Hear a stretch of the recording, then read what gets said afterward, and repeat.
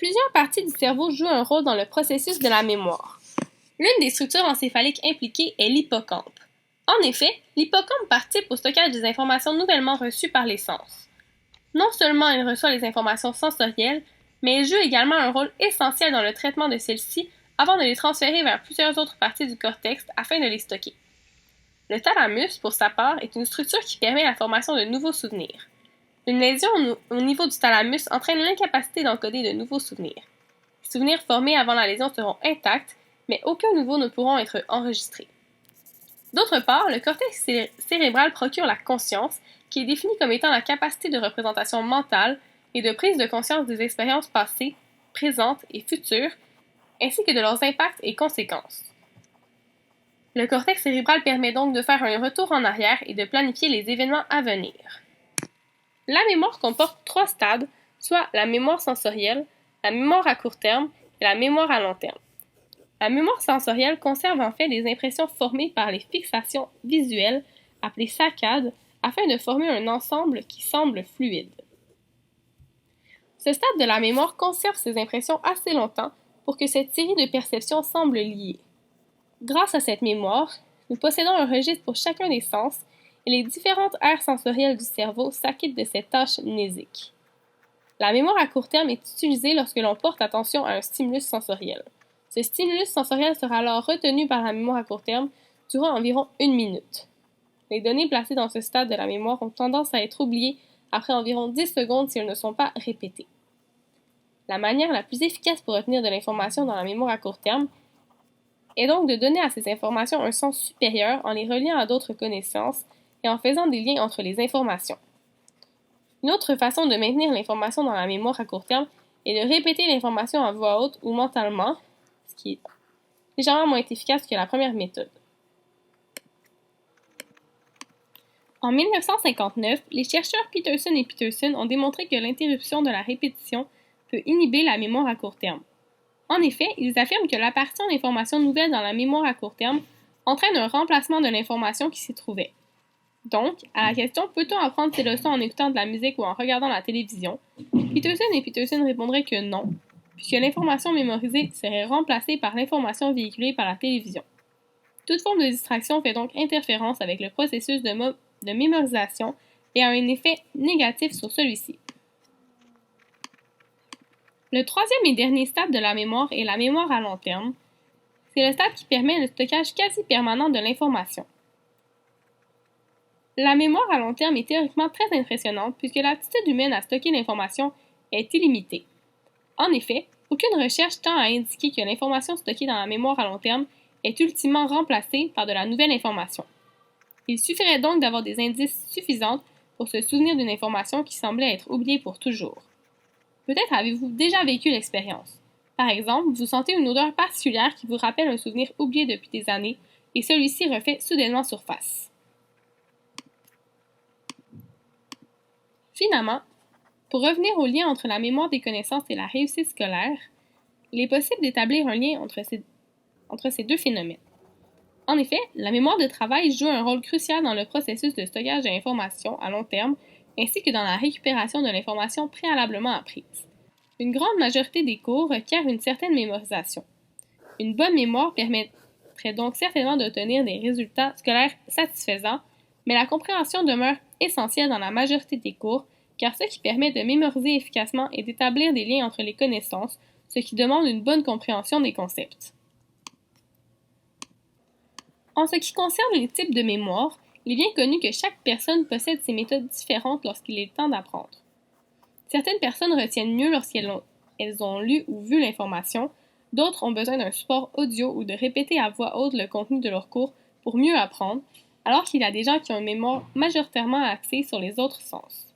D'après une étude de l'Université du Québec, 83% des gens possèdent une mémoire visuelle, alors que 11% ont une mémoire auditive.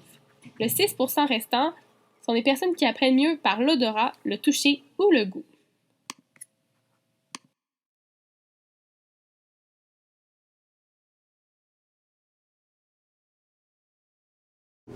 Définit dans le dictionnaire Larousse comme étant l'activité cérébrale et psychique qui permet d'emmagasiner, de conserver et de restituer les informations. La mémoire est une attitude cérébrale constamment suscitée, et ce, tout au long de la journée.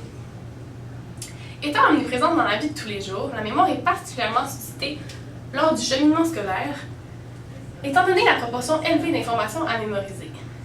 Il est commun d'entendre que les personnes ayant un QI plus élevé auraient une plus grande proportion de réussite scolaire. Par contre, la corrélation serait-elle la même pour les gens ayant une mémoire plus développée? En fait, la mémoire est souvent synonyme d'apprentissage puisque ces deux concepts sont intimement liés et dépendent l'un de l'autre. En effet, les éléments mémorisés constituent une trame sur laquelle les nouvelles connaissances viennent se greffer, et comme l'apprentissage est un phénomène associatif, celui-ci devient plus facile. Mais quelles parties de notre cerveau sont-elles responsables du processus de mémorisation de l'information? Afin de pouvoir interpréter la corrélation entre la mémoire et la réussite scolaire, nous avons décidé de faire passer le California Verbal Learning Test à des élèves du collège Jean de Brébeuf. Ce test est destiné à l'évaluation de la mémoire auditive. Le CVLT comprend plusieurs étapes. Premièrement, l'apprentissage en 5 essais d'une liste du lundi de 16 mots correspondant à 4 catégories, soit les fruits, les vêtements, les poissons et les fleurs. Puis, il y a l'apprentissage en un essai d'une autre liste de 16 mots. Cette liste sert de liste interférente par rapport à la première afin de distraire le candidat. Ensuite, il y a le rappel différé de la première liste, en rappel libre et en rappel indicé, en donnant le nom des catégories pour aider le candidat à se souvenir des mots. 20 minutes plus tard, il y a une épreuve de reconnaissance à long terme, donc on refait la même chose, soit un rappel libre et un rappel indicé.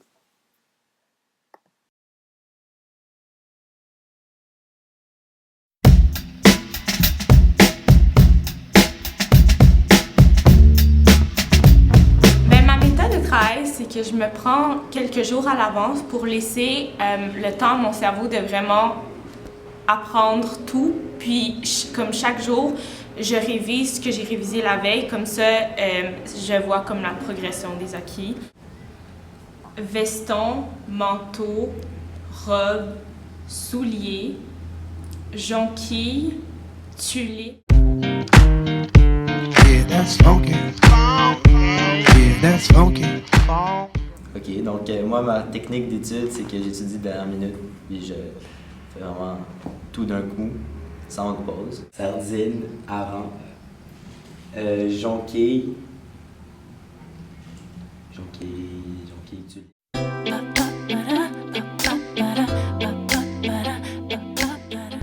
Dans le fond, ça me prend beaucoup de temps juste décider de...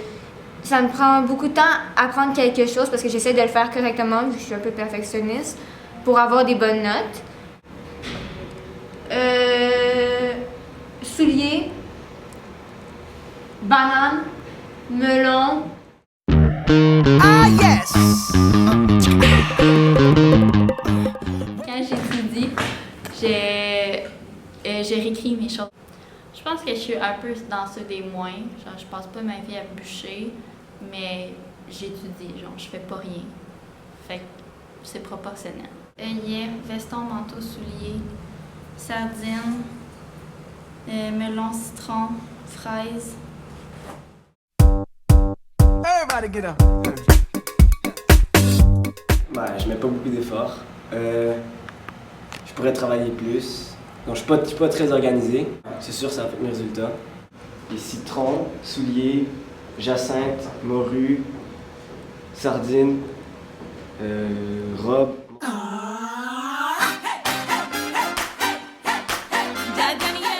Je dis quand même mal, je suis distrait par plusieurs choses comme mon ordinateur, mon cellulaire pour la plupart du temps, par les réseaux sociaux.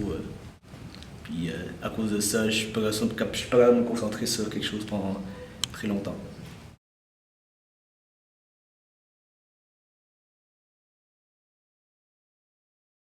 Même si tous les participants affirment être plus visuels dans leur étude, ils ont tous très bien réussi ce test.